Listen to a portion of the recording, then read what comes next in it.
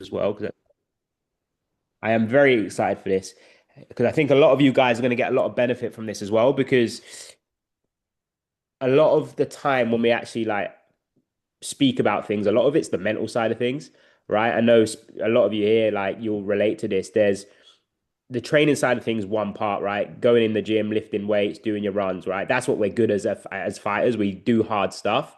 But there's this whole other mental side of performance that we tend to shy away from because it's not like in the fighter's DNA, right? We're just the mindset we have is just work harder, do tough stuff, get over it, keep plodding on, right? And there's all these ups and downs that we've had. And I've been speaking to a lot of you on the call and a lot of you who aren't on the call, right? There's these ups and downs that come with one day you, let's say, have a really good spar and it's like, oh, I'm amazing. I'm going to absolutely kill this fight. The next week you have a terrible spar and you're like, I'm awful. I'm not improved. Like, what's going on? You even question, like, do I even want to do this anymore? Like, it's going to be amazing, I think. So, what we'll do, I will keep an eye on the chat, Rob. And if anyone joins a bit later, I'll let them in. I'll mute Yeah, myself as well. So, and let you take over. But I'm going to let Rob introduce himself, guys. I'm very excited to have him here. He's one of the best at what he does for fighters in terms of getting the mental side of things ticked off. So it's going to be about a 20-minute training. I'll let him tell you what it's all going to be about. Q&A at the end. So if you've got any questions, ping them in the chat or ask him. And then I'll just kind of fade into the background and see you guys at the end. So I will hand over to you, Rob, and I will mute myself. let's go. What an introduction. Yes, guys, good morning. So I'm Rob. I'm a professional hypnotherapist, mindset coach, counselor, psychotherapist. I just go under the title mindset coach for ease. Been doing this for about 8 years now. 8 years next week, actually. I've worked with over, well, probably close to about 1,500 fighters now over this time. So wealth of knowledge and fighters all across the board, grassroots right up until the elite level. So I currently got clients in UFC, PFL, One Championship, World Champs in boxing.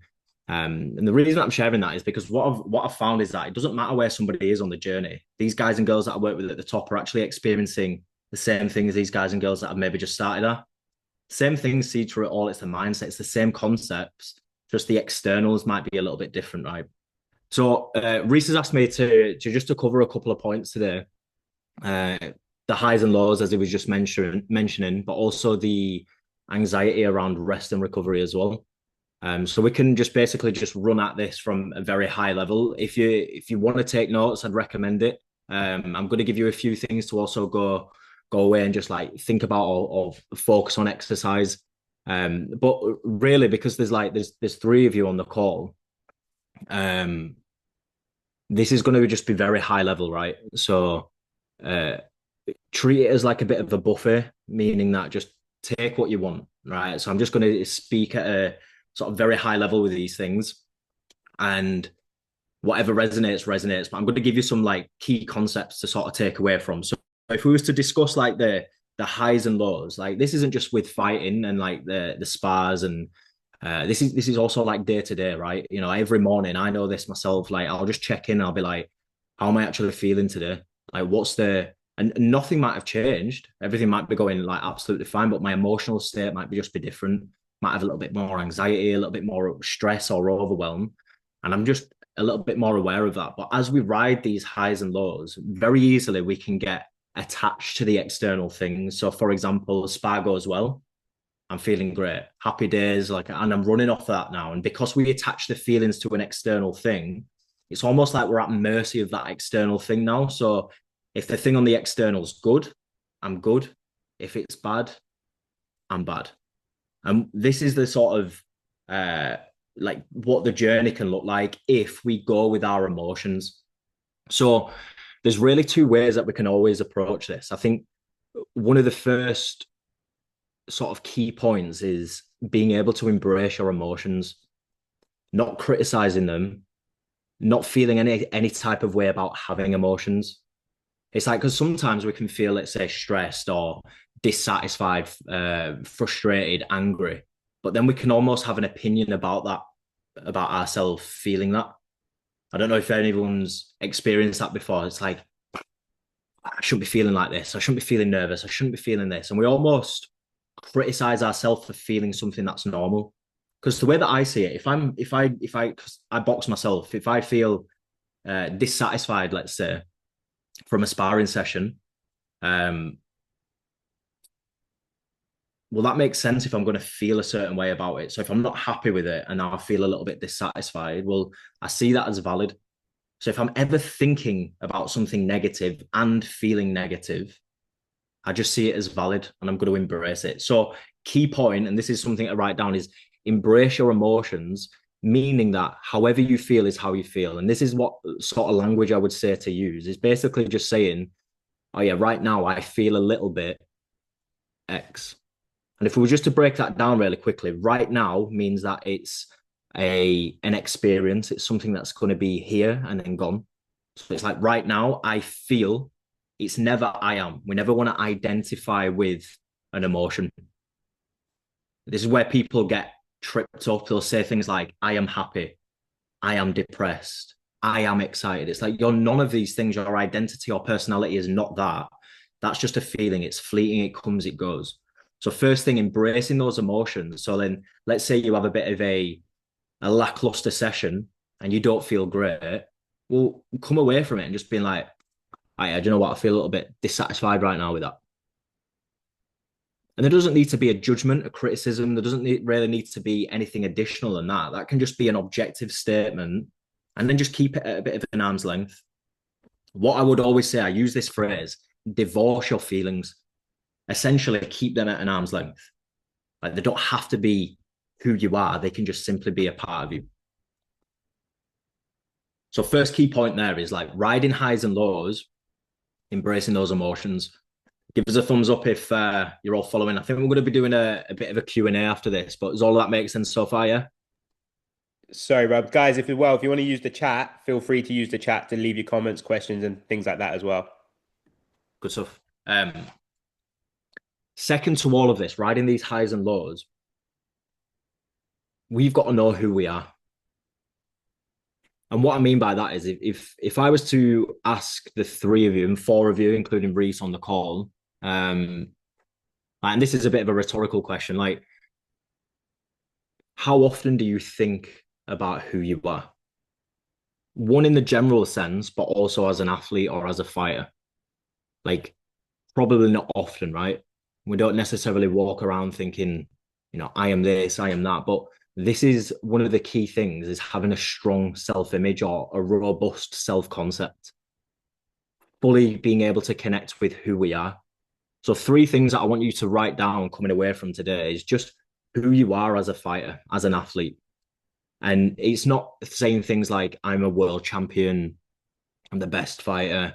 It's simply looking at the characteristics and the traits behind that. So instead of just who you are, think about who you want to become. You want to boost that self-image and see yourself greater than where you currently are at. So, for example, I firmly believe I am a multimillionaire.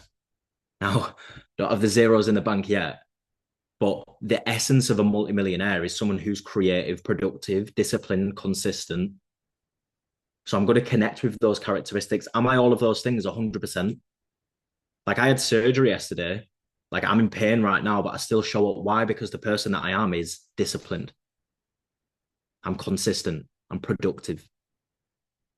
Three things that you want to connect to. Why is this important? Because your life will always fall to the level of your self-image.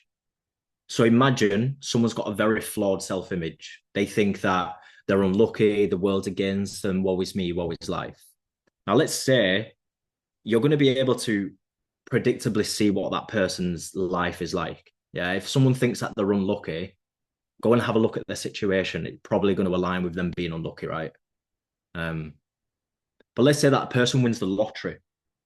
Overnight, they become multimillionaires. So life's up here now, but self-image is still down here. Like guaranteed, they're going to lose that money, not because of the financial literacy, but more about the behaviors that come from their self-image. So they might get taken advantage of, fritter the money away, get caught up in scams, just be stupid with the money. But there's a mad statistic, like 80 or 90% of people that win the lottery 5 years down the line end up in a worse financial position than when they started. And if you just take that, like that's really nothing to do with well, it is essence. The essence is like financial literacy, but it's the behaviors that come from themselves. So if that person worked on their self-image, they started to consider themselves somebody who is worthy of success, good with money, smart with investments, the behaviors are going to come from that point. This is the key to it all. Whether we ride the highs or the lows, it's who you are. So, for example, if you're riding a bit of a low, you're coming out of a session and you feel X, Y, and Z about that session. Well, one, that doesn't change who you are and it doesn't change what you're capable of. True? Because bad sessions, let's call them bad sessions just for the sake of this, are very few and far between in terms of uh, in comparison to good sessions. Otherwise, you all still wouldn't fight or do your thing. So we've got to be able to appreciate that when we have a session that's, and just listen to my verbiage here, the language, a session where I'm not feeling satisfied. It's never good or bad. We don't want to label it as that. If I'm saying that today, it's just for the purpose of this. But we using that language, dissatisfied, dissatisfied is probably your best word. It's light language, but just understanding that who we are doesn't change. So, for example, if I consider myself a calm person, does that mean that I can't get frustrated, angry, annoyed? Nah. So I'll give you a brief example of this. Bit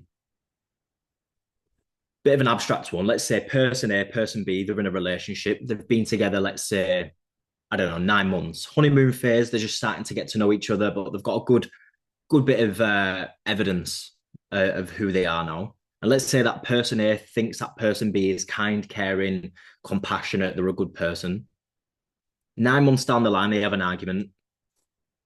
Person B says to person A, fuck you, go fuck yourself, something like that. Nothing too heavy, but maybe. Now, that relationship's going to go one of two ways. It's either going to end or it's going to continue. How that relationship will end in that moment is by person A painting person B as the whole image from that one moment. So they might say something like, you're nasty, you're this, you're horrible, I want nothing to do with you, it's over. And what they've done there is, if you think about it, they've negated 9 months worth of evidence and based everything from that one moment. How a relationship will continue is both parties appreciate that that thing was said in the heat of the moment. Yeah. Listen to that. It's a moment. So whenever we go and experience something that we're not satisfied with, it's just a moment. So then to ever paint our whole image of who we are on a moment is unjust. It's unfair. So hopefully you can see the relation there is like, you have so much more evidence to back up who you are than who you aren't. There's always going to be times where you experience the opposite. So let's say I consider myself an intelligent boxer and I go in there and get my head pinged about, which I did a couple of weeks ago, which made me question a few things. Does that mean that I'm not an intelligent boxer? As a whole, maybe not, but maybe just in that moment, I wasn't making the right decisions. Maybe I didn't fuel right. Maybe I was just fatigued from the week. Like whatever it is, there's going to be a reason. Now, going back to that relationship example, if that person keeps saying that same thing, fuck you, go fuck yourself, like, and they're being nasty, they're probably a nasty, unkind person, right? So we've got to be able to appreciate that things are in a moment, fleeting, they come and they go. So self-image. So 3 things I want you to write, like spend some time on this. And I want you to start these statements simply with, I am. I am, say the thing, the characteristic. I am intelligent. I am powerful. I am adaptable. Like whatever it is, whatever you see that peak version of yourself like, write those things down. Remember where we're at, we want to actually boost that self-image. So we start giving more and then therefore getting more. So there's self-image. That is always going to counter the highs and the lows. That's going to be the thing that seeds through all of them. Can you just come back to who you are? If you're feeling shit, I am this. If you're feeling like your shit don't stink, can you still humble yourself to be like, no, I'm still X, Y, and Z. It's the thing that seeds through it all. Good stuff. I'm just conscious of time as well. So we'll if you do have questions, get them in the chat box, or if you just want to wait until I've wrapped up on this next point. Were you going to jump in there, Reese? No, no, no, no, no. I was just eating my smoothie, so I was off screen. Oh, good man. So we'll just touching on then anxiety about resting. It's all like I'm sure the three of you, and four and five on this call, like we're all driven, very driven. Like we want something from our life, and we want to create as much momentum as possible, right? We want to just keep pushing it, keep going, and then to all of a sudden think like you need to rest or you need to have some time off. Like I know myself, so this is something that I do. I don't know if it's beneficial, but I will work until I burn out, and then I'll burn out, and then I'll go again, and then I'll work and I'll burn out, and I'll go again. I'll work, I'll burn out, and I'll go again. Like I don't know how efficient that is. Like I'm not competing in boxing, so it's a little bit different, right? Like I feel like I can maybe afford to do that, but the anxiety that comes from resting is because of a lack of trust that you've built up enough momentum. Because realistically, think about pedaling a bike. If you pedal a bike, pedal a bike, and then stop, does the bike just instantly stop? Or are you freewheeling and is it still going? It's the way that you want to see it. Like a rest is not off. Taking away this black and white thinking of on and off. Like if on means that you're training and off means that you're resting, that's never going to feel good for us as driven people, right? We've got to see this as a continuous thing. It is like it's only benefiting you. Um, and again, if there is anxiety there, if it's like, oh, I could be doing this, could be doing that, you've got to focus on more so what you're getting from that rest rather than what it's taking from you. So sometimes we can have a rest and be like, opponent's probably out there doing this, and like I'm not getting this working, I'm not doing that, I'm not feeling like this. Like it's all just stripping away the things that you don't have. It's never going to feel good. We've got to connect more so to what it's giving you rather than taking from you. Um, the whole piece of trust links in with peak performance, being able to hand things over to your subconscious mind. And maybe this is a topic for the future as well in terms of flow state. But the subconscious, it processes 40 million bits of data per second. And when I say bits, I mean like computer processing power. The conscious mind processes 40 bits. So that subconscious right now is just firing off. It's absorbing all of this information. And think about when you're doing something over and over and repeatedly studying it, like you know it in your bones. Like if we was all in person now and I just picked up this and just threw it at one of you, you're not just going to let it hit you. Like instincts are going to kick in. You're going to slip it, yeah? You might little parry, move off. Something's going to happen and it's just going to be a reaction dead quick. There's no thought. It's just instincts. So this is where the whole trust has to come in. So we have to be able to connect to the things that we've been doing. More so like, okay, I've got enough momentum here, traction. I can trust myself to take this day off. It takes a lot of confidence to rest. But where does that confidence come from? In the work that you've put in. So if you can connect to that and be like, do you know what? Like I've just smashed it for the past 5 days. I'm happy with that. I'm connected to my growth and my development. All right, well, now this is just going to allow me to reset so I can go again harder next week. That's it. It's narratives. It's the things that you're telling yourself. But just notice sometimes it's fine to feel a little bit anxious. But if you're feeling that anxiety, it's probably because you're taking something away from yourself rather than filling yourself up with what that thing is going to give you. Hopefully that's helpful. There's a lot of things in there which we can 100% go deeper. So hopefully, like if we're seeing this as like a monthly thing, what we can start to do is like nurture these calls and go like, okay, we've covered a lot of these high level concepts, and maybe we can spend a whole 30 minutes just diving a little bit deeper into a specific topic, and then looking at some more tools and resources surrounding those things. But yeah, hopefully that's been useful. Some very high level things. Don't know if anyone's got any questions, anything that sort of come up from that. Yeah, I was gonna jump in, mate, because I think even from my point of view, like what you've spoken about there is exactly the same for me, but in business. So I don't want to have a day off work because for the same reason these guys think they've got a fight coming up, I've got a business to grow. And it's like if I take a day off, it's a day I could be working towards that goal. So I totally do get that. For me, I think it's when you've had those I am statements. So I like to kind of visage it as, I'm consistent, I show up regardless of how I feel. But I know my mind just overplays the negative and downplays the positives. So when something really good happens to me, that might be, oh, I don't know, signed a new client this morning. That's a really good thing, but I don't think about it, right? It's something really good, but I don't pay it two thoughts.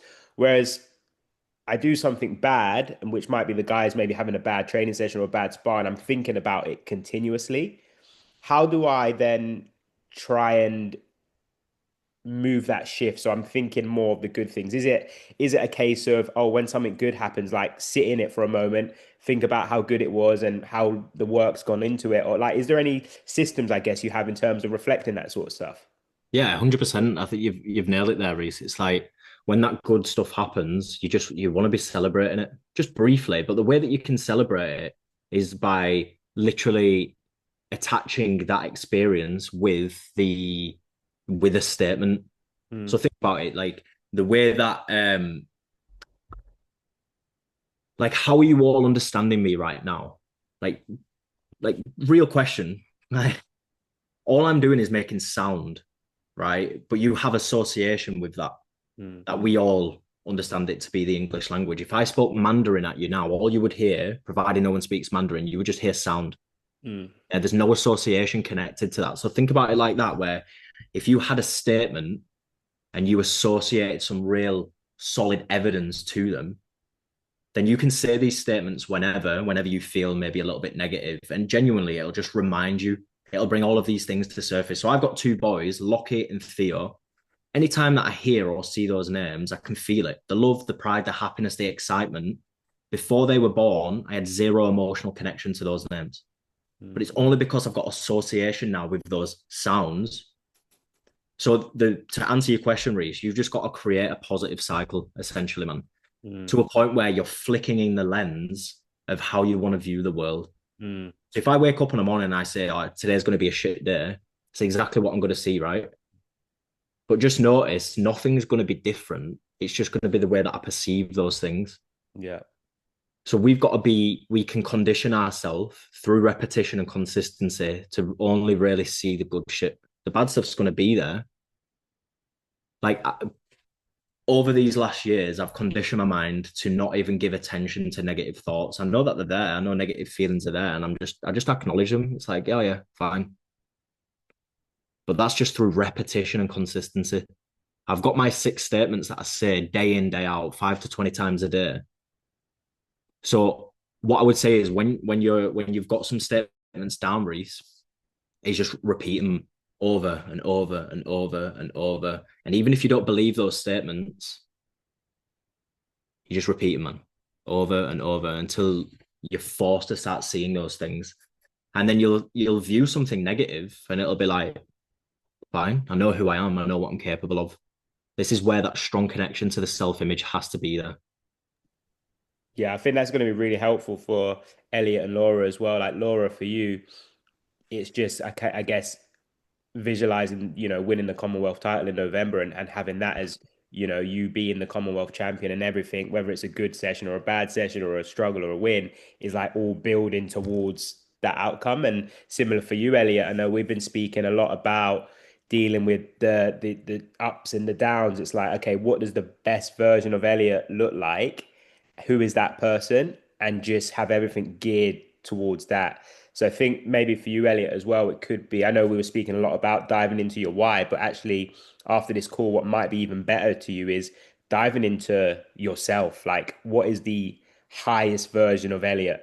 What does he do? What does he envisage on a daily basis? And then create 4 or 5 statements, like Rob's mentioned, that summarizes that and just remind yourself of that. So, one, for example, might be, um, I am consistent and I am robust. I'm someone who gets over setbacks. So now when you see a setback, I'm someone who gets over them. Does that make sense, Elliot? Yeah, so that's good, that man. Yeah, I like. I think that'd be really good from Yeah, that. so what I was going to say as well, like Laura Elliott, if you want help like formulating some like real impactful statements, just drop me a message on Instagram, and we can like have a little back and forth and go over some like just real powerful statements. Because yeah, there's one thing that we can say which is like I don't know, like I am confident. It's like, all right, that's good. But it's like it might be I am consistently confident in every aspect of my game. And Mm, it's like, boom, like there's a little bit more impact because that's really what we want from these statements. Like this might come across, you'll probably get to know me. I'm like, I don't know if you know like the temperaments of choleric. Choleric is like fire. It's a fire temperament. Like I say how it is, but like if there's a let's say there's a fat person, they're looking in the mirror and they say like, I am beautiful, I am slim. Like they don't believe that and they're just saying words. But if there's some like real powerful language behind it and emotion, they're going to start to feel that, and then naturally the change is going to start to come from it.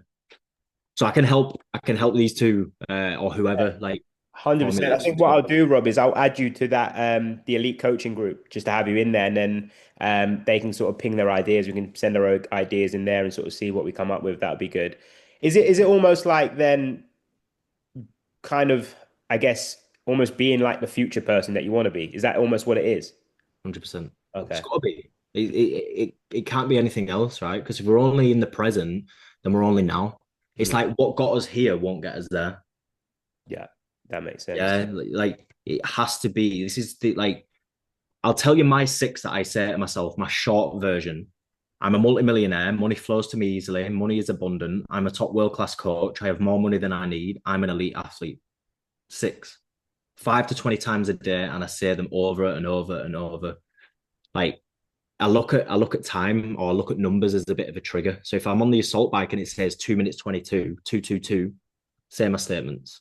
Mm, I drive into my drive. I live at number 11. I've got my two bins there. It says 1111. I say every time I drive into my drive, I say my statements. mm, I just run off of that narrative consistently. mm, mm. Which Elliot, Laura, do you have any questions while Rob's here that you wanted to ask in terms of this stuff or anything really? You can I'll unmute you. Unmute yourself if you can't. If you can't, I think Laura. Um, There you go.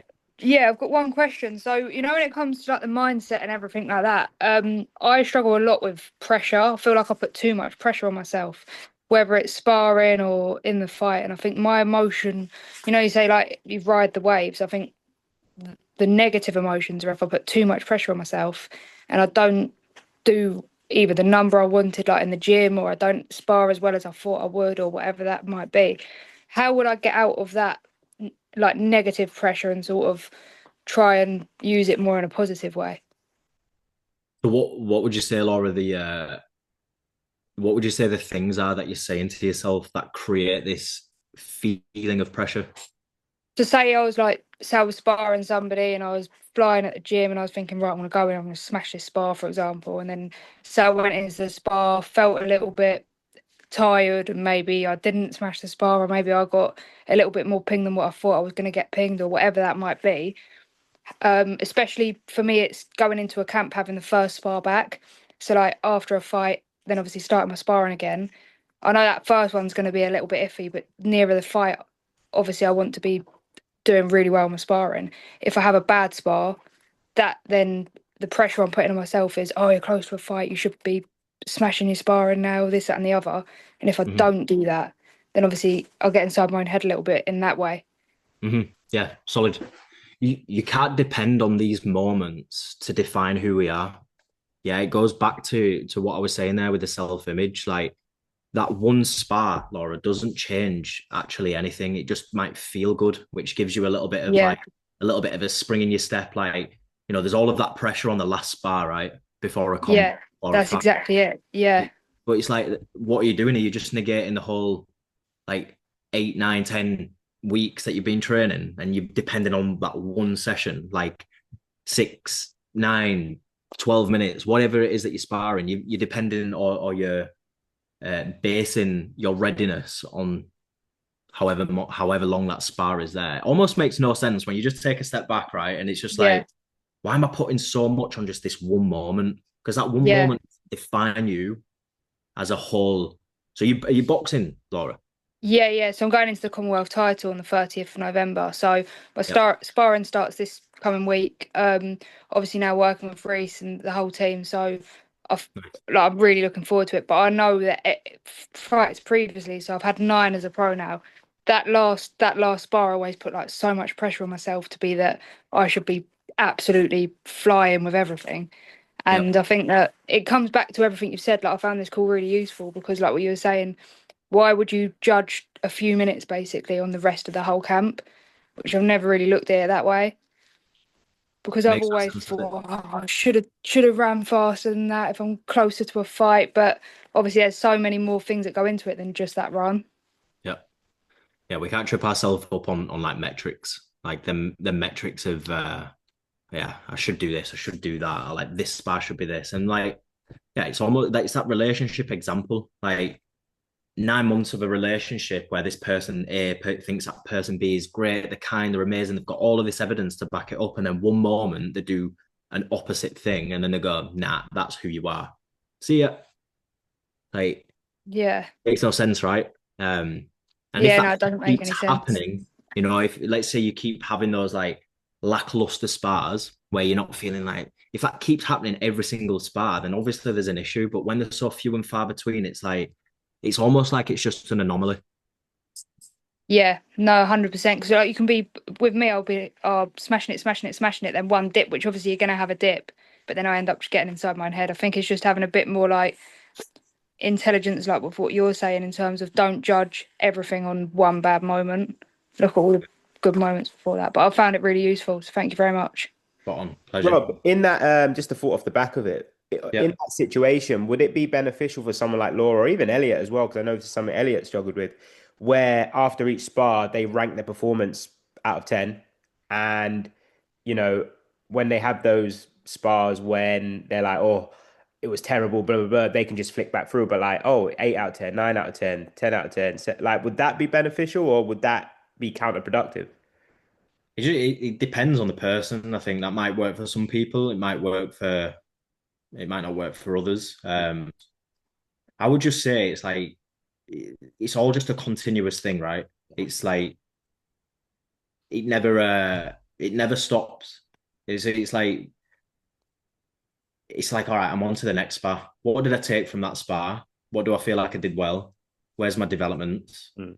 And then we go again. There doesn't need to be this like massive like putting it on a pedestal energy about it. It just should just be like, all right, job done, done the work, got this, got that, and we go again, and Yeah. we go again, and we go again, and we're just building every single day. We're just building, building, building. But I think that's I think it's a good shout. I think it's always something to try for people because there's things that I've said to people what's worked for some and not for others. I think it's always worth journaling and putting things down on paper.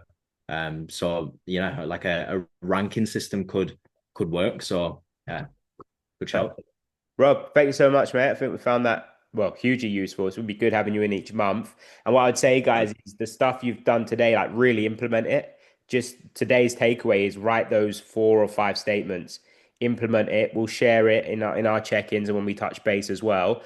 And then start to really kind of, I guess, think about the things you want to take away or you need to improve from a mindset stuff. Because then obviously we can say to Rob, oh, this month, can we talk about X, Y, and Z? Yeah. So definitely implement and definitely just be aware of the things that you need. Rob, thank you so much for your time, mate. That was amazing. What I'll do, I'll add Rob to the group chat, guys. And then just sort of like once a week or something like that, he can have a look to see if there's any questions or any thoughts from people. And he can kind of get back to you. Good stuff. Right. Have a good weekend, guys. Appreciate your time. We'll catch up soon. Thank you. Well, Bye. See catch you. you. Bye. Bye. Bye. Thanks. Bye.